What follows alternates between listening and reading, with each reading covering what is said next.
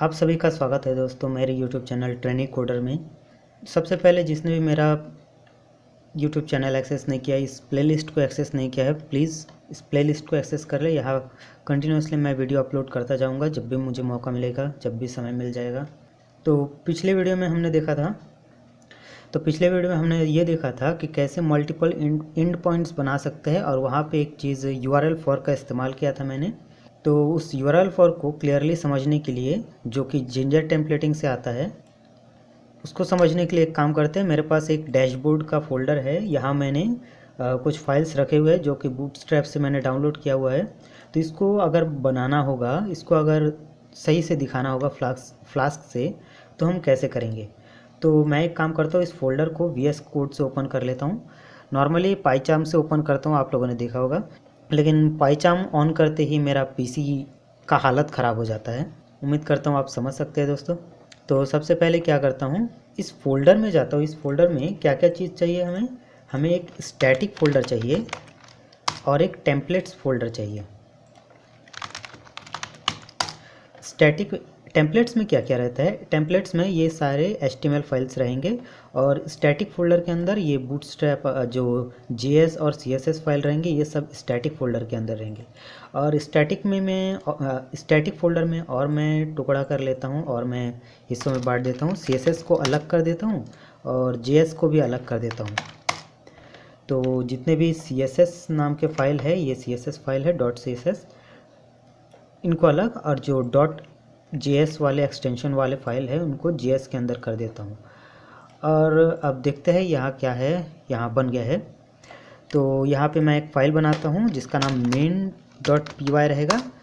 इन सब को फ्लास्क के साथ जोड़ना है हमें। तो अब देखते हैं, एक काम करता हूँ, यहाँ जो मिनिमल प्रोग्राम रहता है उसको ले लेता हूँ। तो लिखता हूँ फ्लास्क आ गया है, फ्लास्क मिनिमल प्रोग्राम, इसको कॉपी कर लेता हूँ और जाके मैं यहाँ पेस्ट कर देता हूँ। पेस्ट करने के बाद यहाँ कुछ चेंजेस करते हैं, जैसे रेंडर टेम्पलेट, और फिर इसका नाम होम कर देता हूँ, फंक्शन का नाम, और फिर यहाँ रेंडर टेम्पलेट लगा देता हूँ।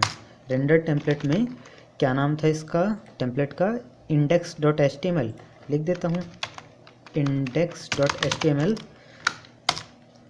और फिर app.run लगा देता हूँ, app.run, और debug is equal to true लगा देता हूँ। तो मैं रन करने के लिए यहाँ क्या करता हूँ, टर्मिनल का इस्तेमाल करता हूँ। फ्लास्क -m ऐसा नहीं, python -m मेन नाम का फाइल है। ये कमांड से रन कर रहा हूँ मैं। कंट्रोल दबा के क्लिक करता हूँ, यहाँ ओपन हो गया। ये देखिए, इसका तो बजा हुआ है, कोई कलर वगैरह कुछ दिख ही नहीं रहा है।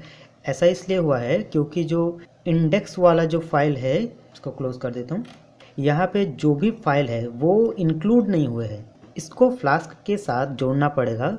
तो जोड़ने के लिए एक काम करता हूँ, ये कौन सा है, bootstrap.main.css, देखता हूँ यहाँ पे स्टैटिक में होगा, CSS में bootstrap.main.css। तो एक काम करता हूँ, पहले जिंजर टेम्पलेटिंग का इस्तेमाल करता हूँ,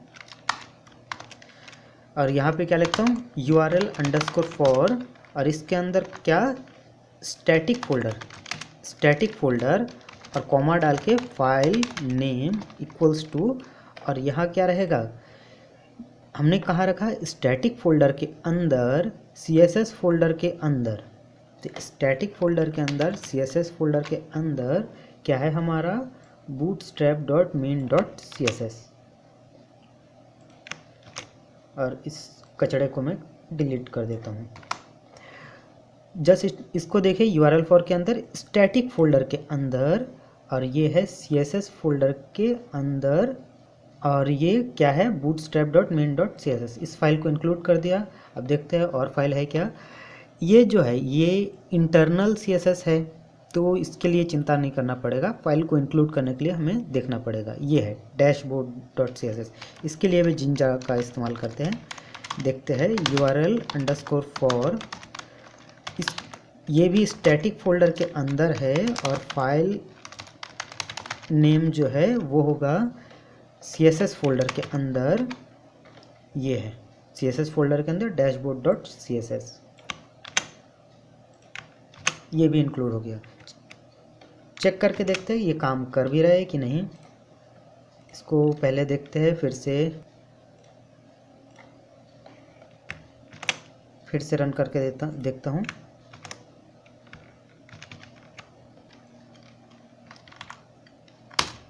फिर से रन करता हूँ।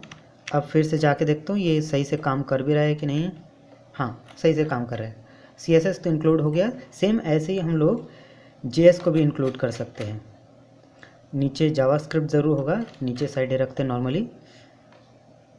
तो ये भी देखिए, ये bootstrap.bundle.main.css जो भी है JS है, तो JS फोल्डर के अंदर ही होगा पक्का। ये देखिए ये वाला है। तो इसको क्या करेंगे, सेम चीज़ URL_for, और यहाँ स्टैटिक फोल्डर के अंदर फाइल नेम CSS फोल्डर के अंदर है। CSS फोल्डर नहीं, JS फोल्डर के अंदर है। ये JS फोल्डर के अंदर है, स्टैटिक फोल्डर के अंदर JS फोल्डर के अंदर है, जिसका नाम क्या है, bootstrap.bundle.main.css ये है। और बाकी कचड़े को डिलीट कर देता हूँ। सेम ये HTTPS वाले को छोड़ दीजिए, जो भी स्क्रिप्ट टैग के अंदर जो HTTPS वाले हैं इनको छोड़ दीजिए। ये डायरेक्टली इंटरनेट से आ रहे हैं तो इनको देखने की ज़रूरत नहीं। ये वाला है, ये देखिए, यहाँ भी इसको सेम वही करते हैं, URL_for स्टैटिक फोल्डर के अंदर फाइल नेम JS फोल्डर के अंदर ये वाला पूरा चीज़ अवेलेबल है। जो भी है ये पूरा इंक्लूड हो चुका है। मैं फिर से एक काम करता हूँ, फिर से रन करके देखता हूँ।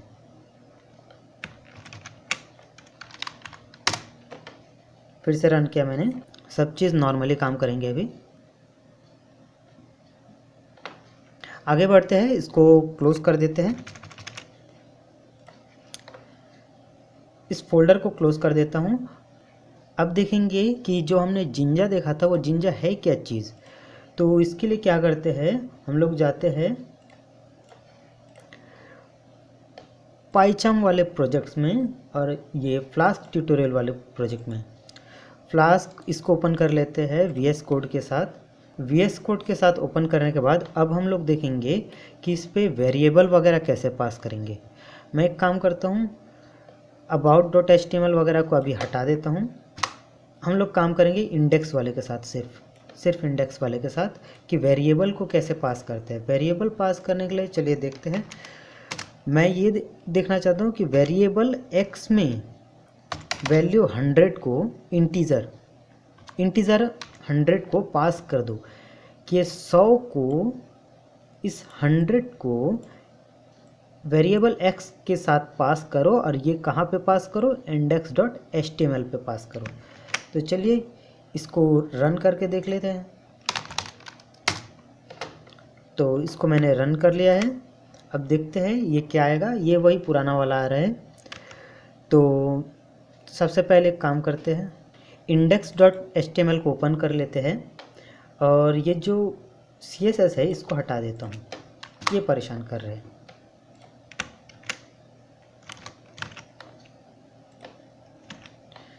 अब ये देखते हैं कि वेरिएबल जो x है उसको यहाँ पे प्रिंट कैसे करेंगे। तो जिंजा में इसको प्रिंट करने के लिए डबल करली ब्रेसेस का इस्तेमाल होता है। अब अगर मैं x को प्रिंट करूँ, स्मॉल x, कैपिटल X नहीं था। अब देखिए x का वैल्यू यहाँ पे प्रिंट हो जाना चाहिए 100। ये देखिए, ये जूम करके दिखा दिया मैंने, 100 ये प्रिंट हुआ।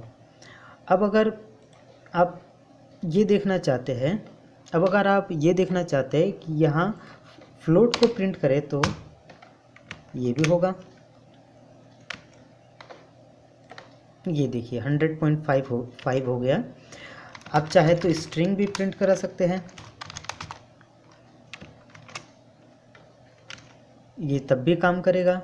मतलब हमने कहा कि इस स्ट्रिंग को वेरिएबल x में डालो और इस x को इस HTML में भेज दो। अब इस HTML में गए हम लोग, इस HTML में क्या किए, इसको बस प्रिंट करा दिए। तो जब हमने रिफ़्रेश किया तो यहाँ ये स्ट्रिंग बस प्रिंट हो गया। अब आप लोग सोच रहे होंगे ये जिंजा कैसे काम करता है, क्या काम करता है। तो हम लोग इसके लिए क्या करते हैं, लिखते हैं जिंजा इन फ्लास्क करके लिख लेते हैं। तो ये वाला नहीं, ये फ्लास्क डॉक्यूमेंटेशन है, इसमें नहीं, ये जिंजा डॉक्यूमेंटेशन, इस पे जाते हैं। यहाँ बहुत कुछ ये जिंजा को ओवरव्यू वगैरह दिया है, यहाँ कंटेंट इंट्रोडक्शन API वगैरह भी दिया है, लेकिन हमें सीधा जाना है टेम्पलेट डिज़ाइनर डॉक्यूमेंटेशन, इस पर क्लिक कीजिए डायरेक्ट। यहाँ आप लोगों को जिंजा की पूरी जानकारी मिल जाएगी। यहाँ आप देख सकते हैं ये फॉर लूप वगैरह लगा है। तो यहाँ देखिए इस वाले हिस्से में देखिए, ये देखिए स्टेटमेंट को पास करना रहेगा तो ऐसा टाइप का करली ब्रेसेस और परसेंटेज लगाना पड़ेगा। और जैसा हमने इसको देखा एक्सप्रेशन वगैरह के लिए, अभी जस्ट हमने देखा था कि डबल करली ब्रेसेस के अंदर हम लोग ऐसा एक्स को प्रिंट करा सकते हैं। तो बहुत कुछ जानकारी दी हुई है, आप पढ़ते रहिए, मैं आपको जल्दी जल्दी बता देता हूँ किस प्रकार काम करते हैं ये सब चीज़ें। ये कमेंट वगैरह के लिए भी दिया हुआ है, और वाइट स्पेस जो स्ट्रिप वगैरह जो स्पेस को काट देते हैं उससे बचने का तरीका भी है, ये प्लस वगैरह डाल के आप लोग देख लीजिए। मैं अभी आपको दिखाता हूँ कि कैसे हम लोग दूसरी चीज़ों को पास कर सकते हैं। जैसे मान लीजिए मेरे पास एक लिस्ट 1 करके है, यहाँ एक लिस्ट है 1, इस प्रकार एक लिस्ट है। तो लिस्ट को कैसे पास करेंगे, तो लिस्ट को पास करने के लिए मैं क्या करता हूँ, इसको रहने देता हूँ, लिस्ट को पास करता हूँ। लिस्ट 1 में मैं लिस्ट 1 को पास करता हूँ। एक काम करता हूँ, ये वाला जो लिस्ट है, ये वाला लिस्ट है, ये आपको दिख रहा होगा, ये लिस्ट 1 और ये लिस्ट 1 ये दोनों सेम है। मैंने कहा कि इस लिस्ट 1 को लो, यहाँ पे डालो और ये इस वेरिएबल में डालो, इस वेरिएबल को इस वाले HTML में पास कर दो। तो ठीक है, देख लेते हैं। अब हम अगर हम लोग यहाँ रिफ़्रेश करें तो कुछ नहीं होगा, बस ये दिस इज़ स्ट्रिंग एक्स का जो वैल्यू है वो प्रिंट होगा। लेकिन अगर हम लोग यहाँ प्रिंट करना चाहते हैं तो यहाँ मैं काम करता हूँ, एक डिव लगा लेता हूँ, और फिर जो लिस्ट 1 हमने भेजा था, इस लिस्ट 1 को आपको प्रिंट करा के दिखाता हूँ।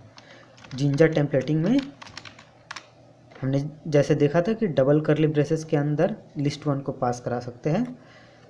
प्रिंट कराते हैं लिस्ट 1 को, सेव करता हूँ। अब HTML में जाकर रिफ़्रेश करता हूँ, ये देखिए ये वाला लिस्ट हमारा, ये वाला लिस्ट आ गया। सेम ऐसे ही हम लोग क्या कर सकते हैं, लिस्ट 1 सेट 1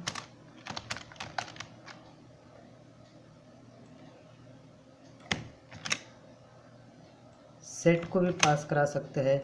सेम डिक्ट 1,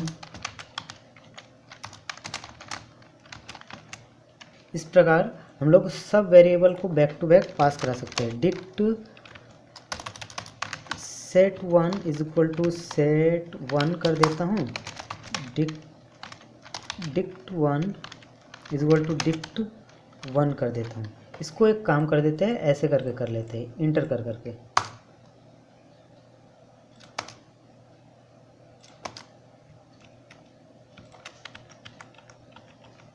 अब ठीक है, अब ठीक है। अब इतने सारे चीज़ों को हमने पास करा दिया, तो एक काम करते हैं, इनको प्रिंट करा के भी दिखा देता हूँ। इसको कॉपी कर लेता हूँ।